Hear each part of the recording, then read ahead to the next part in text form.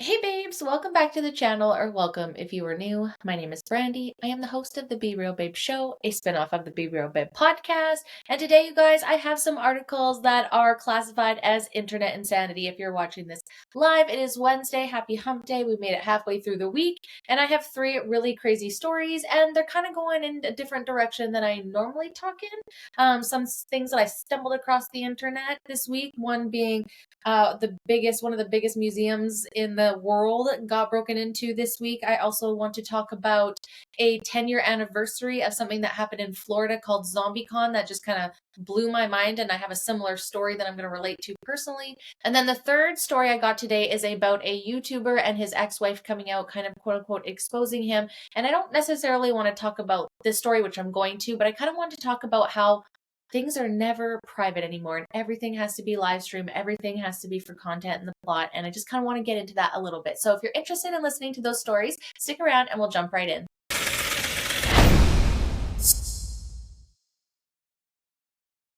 Okay, babes. So 3 stories, as I mentioned today. The first one we're going to talk about is the Louvre getting broken into. Oh my goodness. I went to the Louvre back in 2007, 2006, 2007. A long time ago, a long ass time ago, and it was the most beautiful place I'd ever been to, and I was blown away to hear this news, and I want to talk about it today and see what you guys think. But let's hear this article from people on what actually happened. Paris Louvre Museum forced to close after chainsaw-wielding thieves pull off a 7-minute heist, escape with jewelry worth millions. I feel like this is something you just see on the movies, or are they priming us to think that's only what you see in the movies? Anyways, just kidding. So the heist took place at the Louvre Museum in Paris, France on Sunday, October 19th. So this was published on the 19th, so same day. The Louvre Museum is closed following a 7-minute jewelry heist. On Sunday, October 19th, thieves broke into the famous museum in Paris, France, escaping with jewelry worth millions that had been on display, a Louvre spokesperson confirmed in a statement obtained by People. The incident took place around 9:30 a.m. local time, with several individuals forcing entry through a window in the Galerie d'Apollon, Apollo Gallery, which had opened its doors to the public. They stole jewelry from display cases inside the museum and fled on motorcycles, the statement read. An investigation has begun and a detailed list of stolen items is being compiled. Beyond their market value, these items have inestimable heritage and historical value. The Ministers of Culture and the Interior are on site with the museum's management, the statement continued. 9:30 in the morning. I don't know why I think that's such a weird time for a heist. I don't know. In my mind, I would think this is something that would happen at like midnight when no one's there, but like 9:30 in the morning, I mean, I can't remember. This is so long ago since I went, but I imagine they would. Maybe that's the point, is being open, so there's more. I don't know. I'm not a thief, obviously. The museum's management decided to close the attraction following the incident as security measures and to preserve evidence amid an ongoing investigation. All possible measures are being taken to recover the stolen items, the Louvre statement concluded. France's Culture Minister Rashida Dati revealed that France's Cultural Minister Rashida Dati revealed in a statement on X that no injuries among the public, Louvre staff, and law enforcement officers were reported following the robbery. Well, that's a positive. I'm on site alongside the museum's team and the police. Investigations underway, said Dati. The thieves allegedly entered the building carrying small chainsaws and angle grinders to reach the room they were targeting. French Interior Minister Laurent Nunez told the outlet that the robbery lasted around 7 minutes. It is believed that there were 4 individuals involved in the heist, per the French outlet Le Parisien. 2 of them wore yellow vests disguised as workers at the museum, while the other 2 were on scooters. 9 pieces of jewelry from the Napoleon and Empresses Marie-Louise and Eugenie collection were stolen, Le Parisien reported. Culture Minister Dati confirmed later on Sunday that a piece of jewelry was found near the museum, per Le Figaro. 2 pieces of jewelry in total have been recovered, according to Le Parisien. The Apollo Gallery is home to the oldest, most treasured jewels in France. The French crown jewels are displayed along with historical diamonds, the Regent, the Sanssouci, and the Hortensia that belonged to Napoleon's second wife, Empress Marie Louise, per the museum's website. I am so bad at names. I've realized this is just my downfall. Following the heist on Sunday, the Louvre announced on X that it will remain closed today for exceptional reasons. Police and forensic teams were heading inside the museum following the robbery. Soldiers with automatic rifles were also seen patrolling the scene, AFP reported. The Paris prosecutor's office called the robbery an organized theft. They have opened an investigation into the robberies.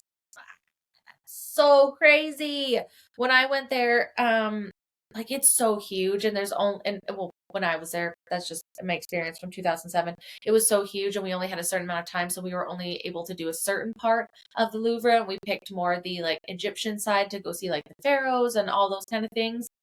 So we never got to see this part of it. However, I was in London and I did go to the Tower of London, and we did see the Queen's jewels and stuff there in the display case.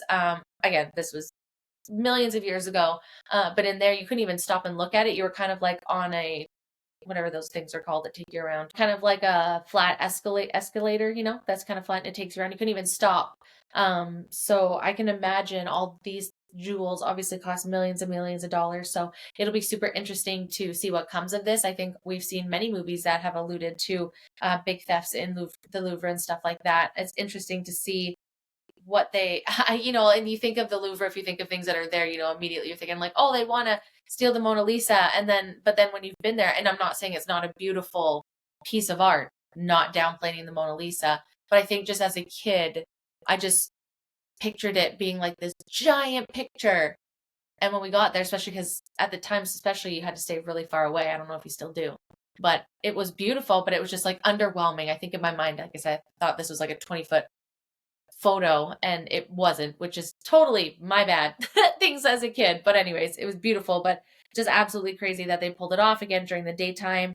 Let's see what happens. I heard some things got damaged as well, so I can't imagine how heartbreaking that is for, you know, people that have been preserving these for years and years and years. Just oof.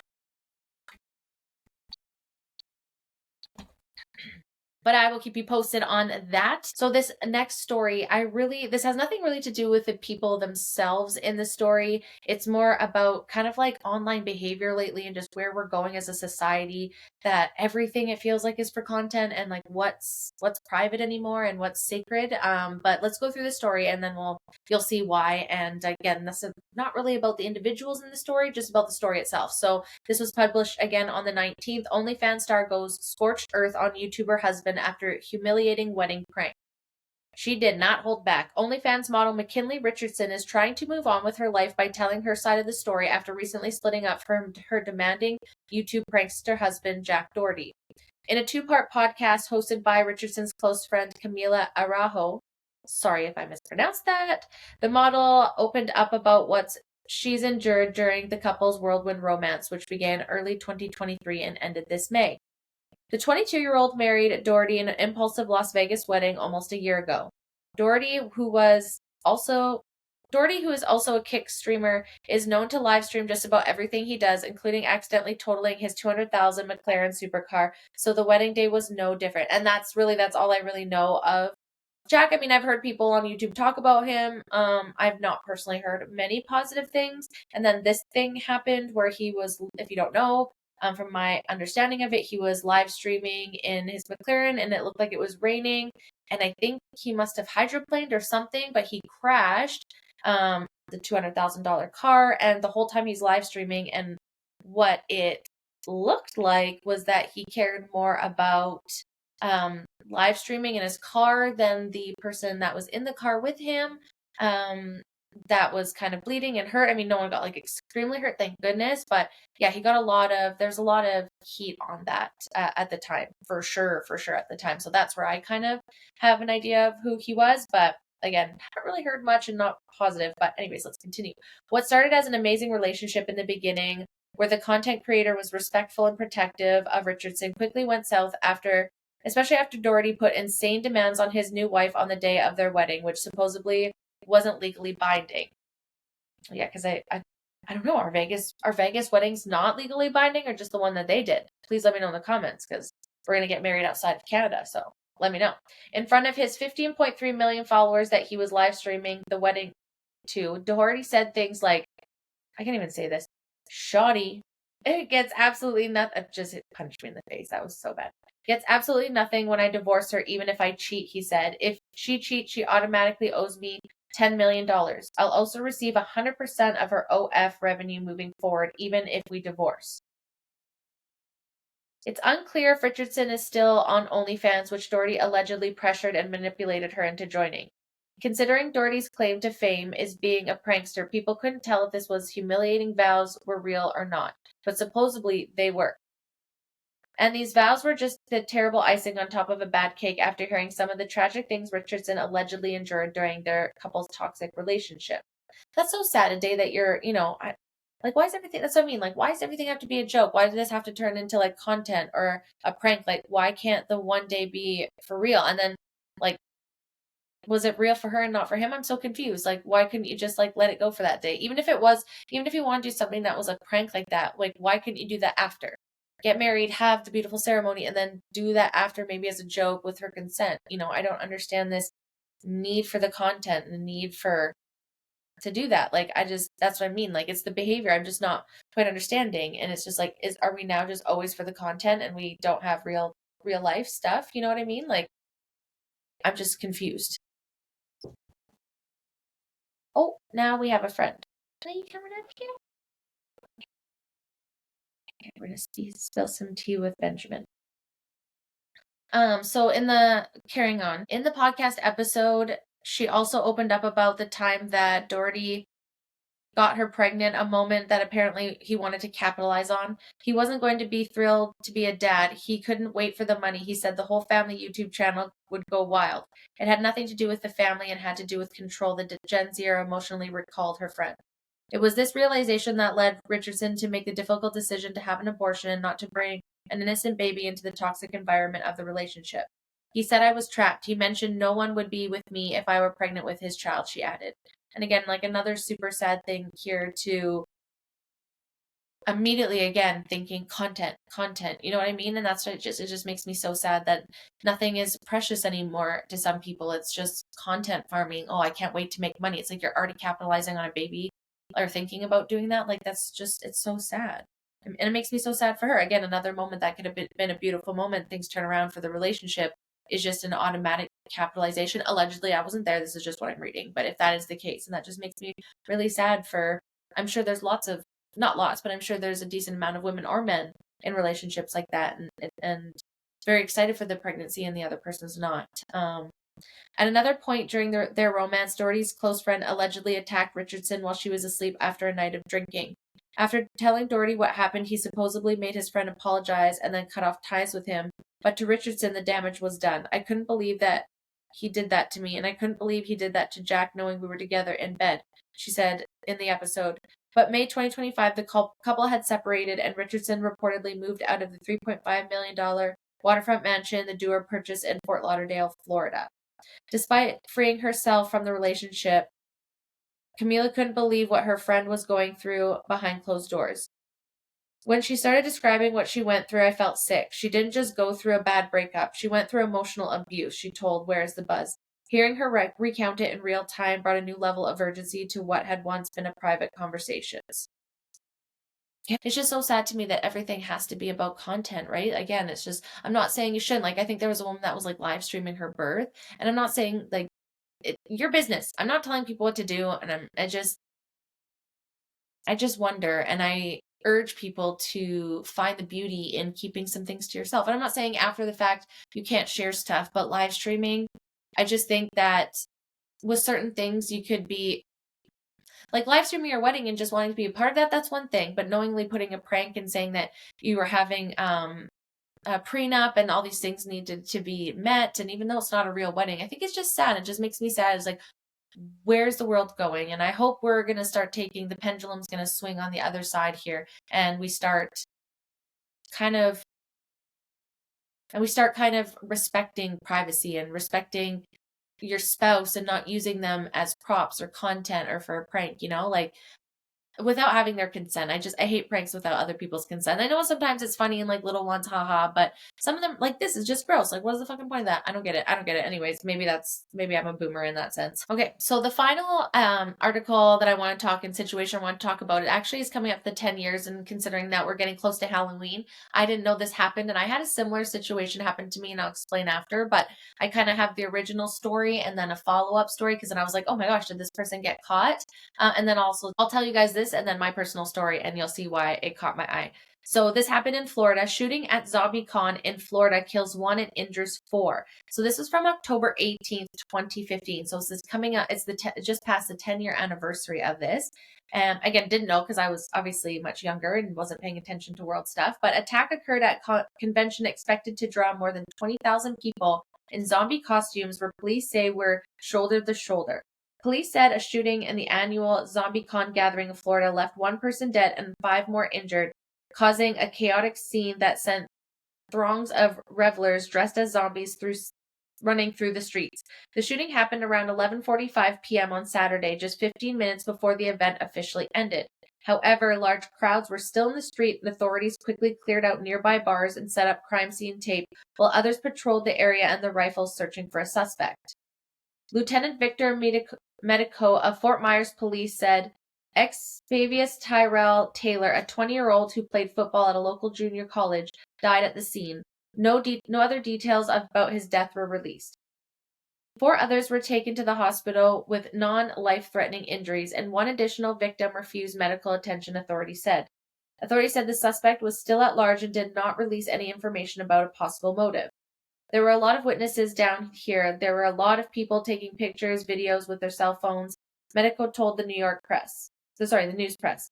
Anything that could help with the investigation would be greatly appreciated. Police did not immediately return email and phone call messages on Sunday seeking additional details. The annual festival had been expected to draw more than 20,000 fans dressed as zombies, the newspaper said. Medico said the scene was described as shoulder to shoulder. A statement on the ZombieCon Facebook page said organizers were saddened by the news and the group took the safety of its patrons very seriously. ZombieCon has been a popular event for nearly a decade, but local residents and business owners have not welcomed the crowd of costume revelers and the street dresses, limping, bloated, degrading corpses. One restaurant posted sign this year warning visitors that ZombieCon participants were not welcome. Quarantine, no zombies allowed. Several members from a religious group also picketed the event. So for me, what happened, I was in a car accident in 2012, actually, and there was a zombie walk happening in the city that I was living in, and I had no idea about this. I didn't even know it was a thing. And unfortunately, the people that had hit me, I was going straight, and they were turning, and they turned into me. They didn't see me. There was someone kind of here, and I was behind them, and they turned thinking that no one was behind this. Anyways, ran into me, pushed me in the other direction. And of course, when you first come out of an accident, you're like, oh my gosh, is it me? I don't know what's going on. You're so like frazzled, and you're just trying to get the lay of the land. The truck was totaled. I was just such in shock. And I looked over, and the people that hit me were completely white. There was blood everywhere. I was so confused. I thought people were dead.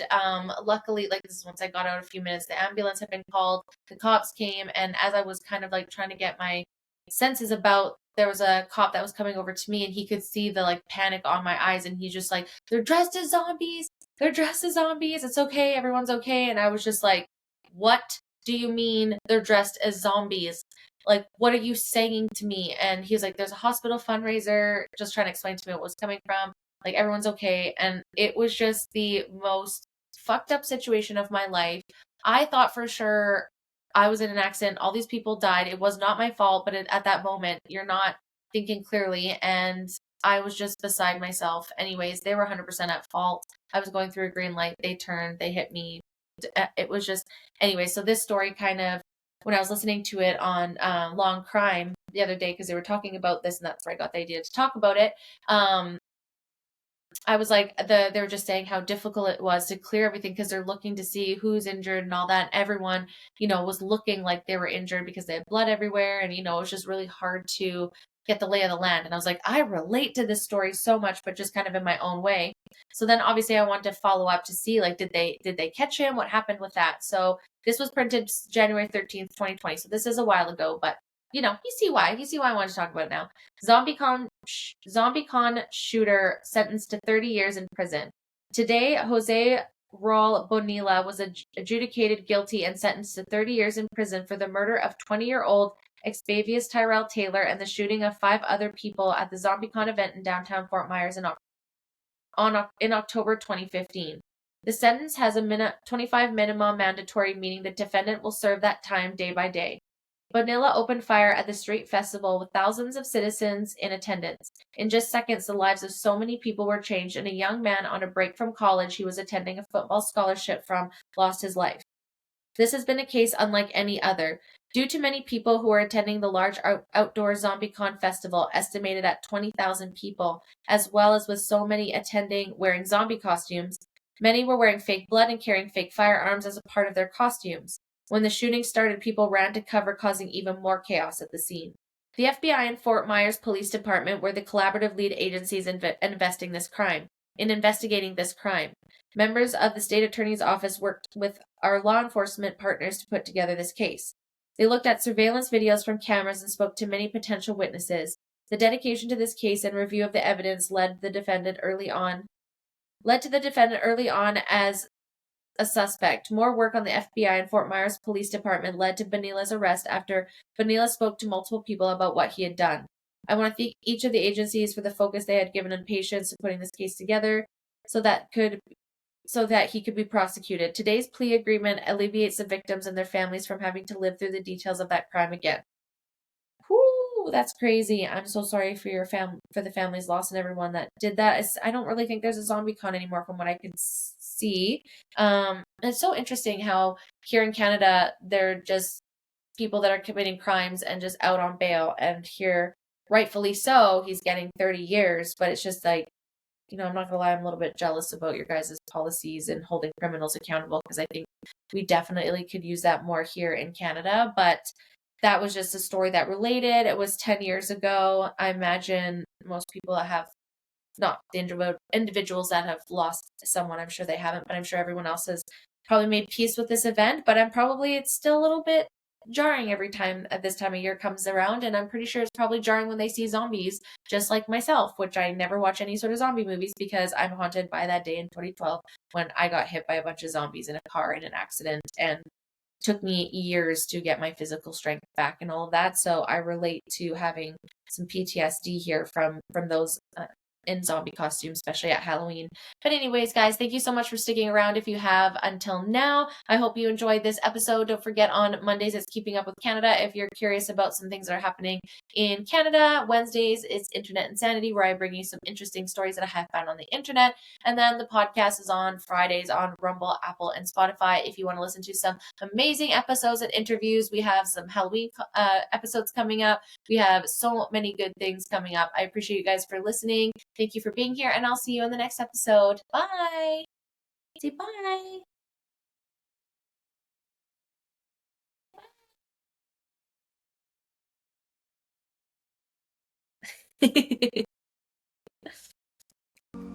Thanks for watching. Make sure to like, subscribe, and turn on notifications. Until next time, bye.